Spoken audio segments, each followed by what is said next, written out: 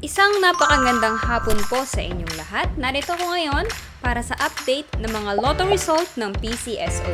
Kaya naman, ihanda na ang inyong mga ticket para sa ating 2pm lotto draw ng 2D Lotto at 3D Lotto ngayong araw. Huwag na nating patagalin pa. Here's our lotto result. For 2D Lotto, the winning numbers are 14 and 16. In exact order. Pwedeng manalo ng 4,000 pesos pag nag-match ang iyong mga number in exact order. 2,000 pesos naman para sa Rambolito System Play. Para naman sa 3D Lotto, the winning numbers are 7, 8, and 3. In exact order. Pwedeng manalo ng 4,500 pesos pag nag-match ang iyong mga number in exact order.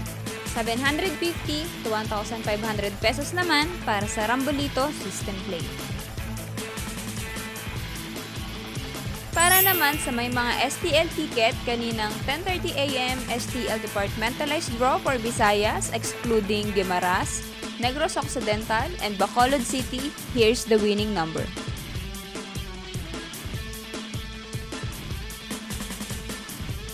And for 10:30 AM STL Departmentalized Draw for Mindanao excluding Davao City and Zamboanga del Sur, here's the winning number.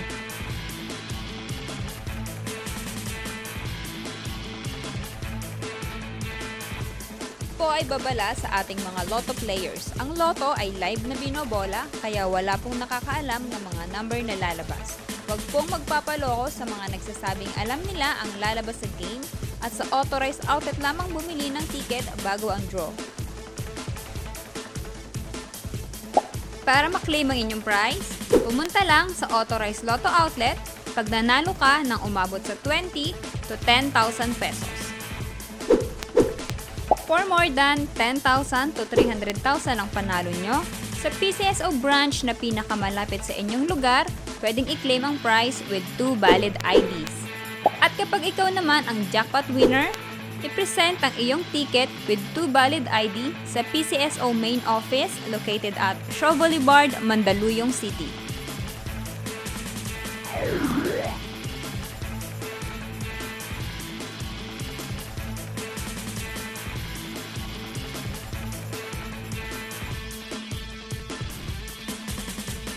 Congratulations po sa lahat ng ating winners at magkita-kita tayo mamayang 5pm draw ng ating 2D Lotto at 3D Lotto. Maraming salamat po.